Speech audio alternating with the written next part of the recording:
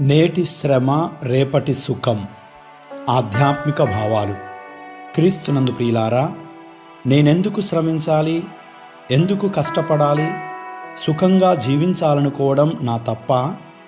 జీవితం ఉన్నది సుఖంగా బ్రతకడానికి కాదా? నేను సుఖంగా ఉన్నానని నాపై ఎందుకు దాడి చేస్తున్నారు?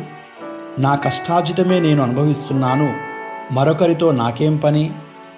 ఎవరి కర్మ వారు అనుభవిస్తున్నారు, నా సుఖాలను నేను అనుభవిస్తున్నాను. ఇలా ధనవంతులు చెప్పే ఎన్నో మాటలు రోజు మనం వింటూనే ఉన్నాం. కొన్ని మార్లు మనం కూడా ఇలాంటి మాటలే వల్లించి ఉంటాం.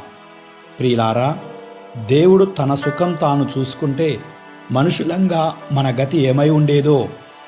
దేవుడు అలాంటి వాడు కాదు.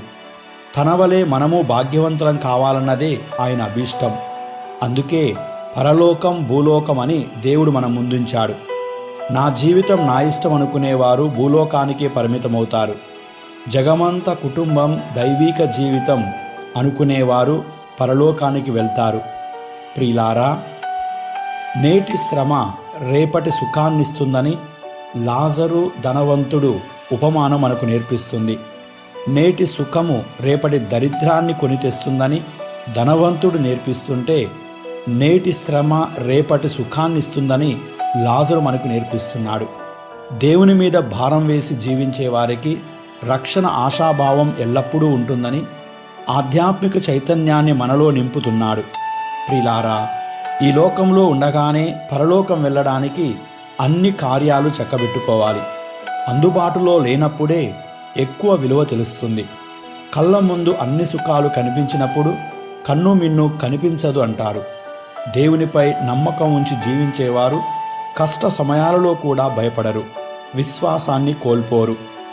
అటు పరలోకం వైపు మన ఆలోచనలను తిప్పుకున్నప్పుడే ఇటు భూలోకంలో మన జీవితాన్ని సరిదిద్దుకుంటాము. నిజమైన సంతోషం, శాశ్వతమైన సౌఖ్యం, చిరంజీవులుగా దీవెన పరలోక ఒడిలోనే మనకు లభిస్తాయి. మన కన్నులు తెరవబడాలి, మన దృష్టి దేవుని వైపు ఉండాలి. అప్పుడే ఈ లోకంలో మనం ఎంత పేదవాళ్ళమో మనకు అర్థమవుతుంది. నిజమైన పేదరికం తోటి వారికి సహాయం నిరాకరించడమే. అన్నీ ఉండి దేవుడే లేనిచో అతడు ధనవంతుడు ఎలా అవుతాడు? ఏమీ లేకున్నా దేవుడే ఉంటే అతడు పేదవాడు ఎలా అవుతాడు? ఈ ఆధ్యాత్మిక భావంతో మనకు జ్ఞానోదయం దయచేయమని విశ్వాసముతో ప్రార్థించుదాం. దేవుని కృప సమృద్ధిగా ఎల్లప్పుడూ మనకు ఉండునుగాక. ఆమేన్.